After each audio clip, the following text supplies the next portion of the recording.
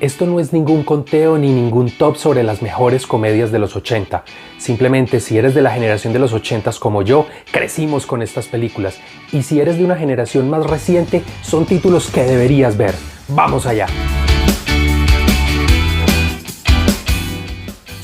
Cinéfilos del mundo conocido, bienvenidos a mi canal Cine Placebo. Mi nombre es Andrés Murillo y en este video vamos a comenzar a hacer un recuento por algunas comedias que fueron impactantes en los años 80, no por los premios, no por la crítica, simplemente por pasión y gusto. Y en algunos casos son títulos claves que siguen siendo vigentes. Vamos con nuestra primera película.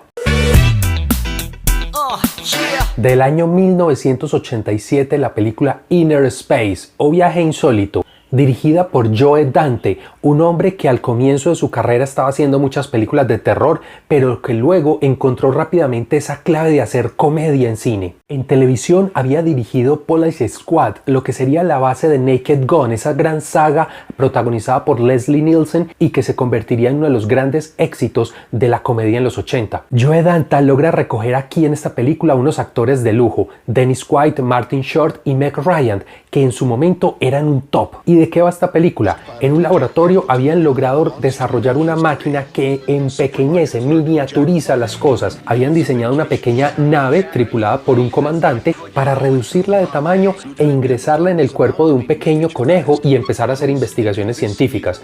Pero un laboratorio competencia se da cuenta de esto y pretende robar el experimento. En medio de ese caos, la nave ya miniaturizada, comandada por Dennis Quaid, e intentando huir de los ladrones, inyectan la nave en un transeúnte cualquiera, Martin Short. Y aquí es donde empieza esa comedia. Desde su propuesta visual es muy potente. Esta película ganó Oscar a mejores efectos especiales. Y esa dupla que logra conectar entre Dennis Quaid, el militar más recio, un tipo sin sentimientos que tiene problemas con su pareja, contrastado con Martin Short y este personaje tímido, torpe, que no es aventurero, que queda en medio de esta disputa entre los laboratorios y los robos que se quieren hacer, resultan secuencias muy hilarantes. En su viaje interior en la nave, él puede viajar por diferentes partes del cuerpo. Vemos entonces cómo puede controlar la vista, la audición, incluso llegar a transformar el rostro y convertirse, en este caso, en uno de los sicarios que había contratado el laboratorio enemigo. Pero claro, todo esto entorpecido por esa personalidad de Martin Short, el miedoso, el que no sabe cómo actuar, el que cree que está respaldado por esa nave que está en su interior y que le activa su fortaleza, pues llega a unos puntos de confrontación bastante cómicos. Imperdible esa secuencia donde está transformado ese sicario y por sus nervios pierde esa habilidad y regresa a su forma natural. El impacto con sus antagonistas, esas persecuciones, la reconciliación entre la pareja del capitán y la chica, todo atravesado por una serie de efectos especiales que aún siguen siendo vigentes. Una comedia diferente, refrescante, con ese toque de ciencia ficción, pero que a través de sus personajes nos van creando esas situaciones cómicas que aún hoy siguen siendo valiosas.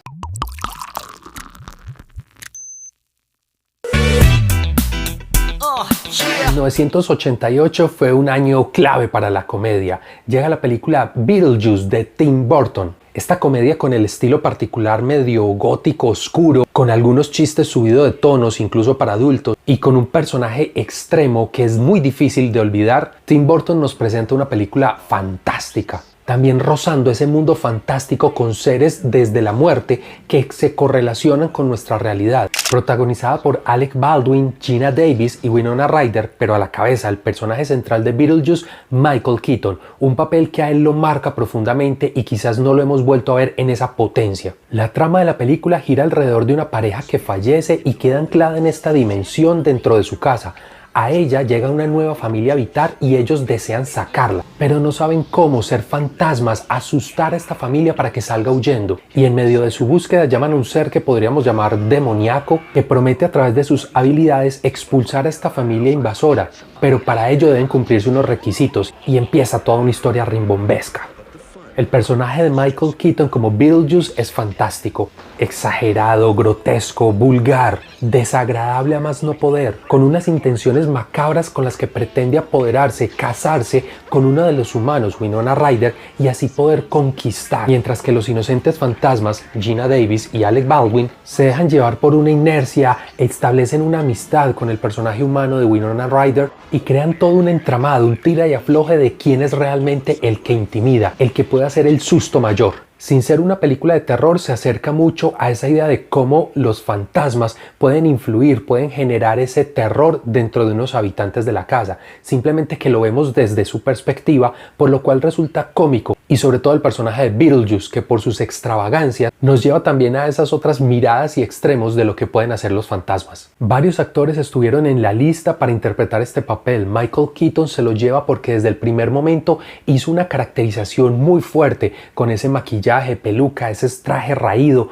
una combinación de elementos que saltan a la vista, atrapan al director Tim Burton y que se acopla muy bien a ese estereotipo de películas que le gusta hacer. Ese juego de poder ver el mundo de los fantasmas, a dónde van, cuál es ese purgatorio, y que quienes se suicidan terminan siendo funcionarios públicos de ese otro mundo. Lo ventajoso, aprovecharse de la situación, diferentes personajes que van surgiendo y crean situaciones como la del baile alrededor del comedor, que entre la música y esa puesta en escena es fantástica, inolvidable. Tim Burton seguiría su carrera con estos personajes extremos e historias oscuras, pero más desde el drama. En ese tono de comedia, este sigue siendo su top. Y para quienes aún no han visto esta película, por favor, búsquenla, véanla, es una joya de los 80. Y para todas estas películas, una lager, una cerveza ligera, quizás de trigo, o una alemana que resulte refrescante, que nos permita reírnos a carcajadas e interactuar de manera desprevenida. Cervezas ligeras para las comedias.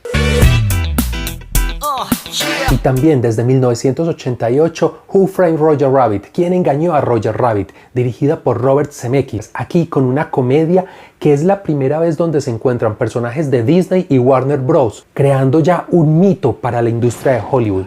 Además, algo que para el momento resultaba fantástico y era poder mezclar el live action, personajes reales, con animación. Y precisamente se lleva un Oscar especial por la creación de estos personajes animados, pero también se lleva los Oscar a mejor edición, mejores efectos sonoros y mejores efectos visuales. Y esta es una película que coquetea con el género film noir o cine negro, ese género que durante los 40 cautivó el cine de Hollywood.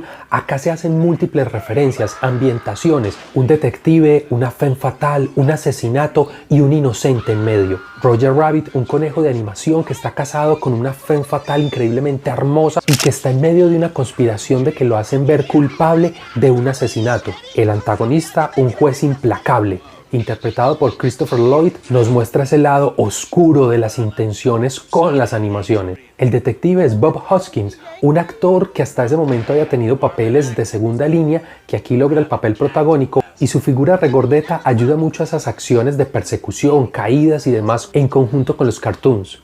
El actor, tiempo después del estreno, contó una anécdota muy hermosa, cómo su hijo, cuando vio la película, le dejó de hablar un par de semanas, y él, cuando lo interpela, le pregunta qué le pasa. El hijo le responde que no podía creer que su papá había trabajado con Bugs Bunny y no se lo habían presentado. Una película que resulta todo un reto técnico para saber el live action hasta dónde va y dónde comienza la animación, los puntos de encuentro, el manejo de la pantalla verde en momentos donde el computador y toda esta tecnología digital apenas estaban haciendo. Y por supuesto tener toda una serie de personajes en animación brincando, haciendo sus tonterías, pero que resultan bastante agradables, atrapan. Ese personaje del bebé con una voz de adulto, fumando un puro y siendo intimidante, o el personaje de la esposa de Roger Rabbit, esa femme fatale, una mujer de caderas voluptuosas, sensualidad, que a todos deja descrestados, se convierten en íconos que aún hoy siguen siendo vigentes. Y crear todo ese contexto donde pueden coexistir personas de carne y hueso y cartoons, animación, es fantástico, es una idea brillante y que permite precisamente transgredir, ir por dimensiones de una realidad a otra. Simplemente cambia la técnica, pero se conservan los personajes, la trama y todo ese gancho que ayuda a que la historia vaya evolucionando. Todas estas películas las he podido ir viendo con mi hijo y quizás transmitirle un poco esa pasión y gusto de cuando yo tenía su edad, qué era lo que yo veía, y de alguna manera que él tenga ese contexto amplio de la comedia que se hacía en un momento versus la comedia que se hace ahora, tener más referentes y tener otros puntos de discusión. Y como decía al inicio, no es que sean las mejores, eran películas claves, porque la mejor comedia de los años 80 fue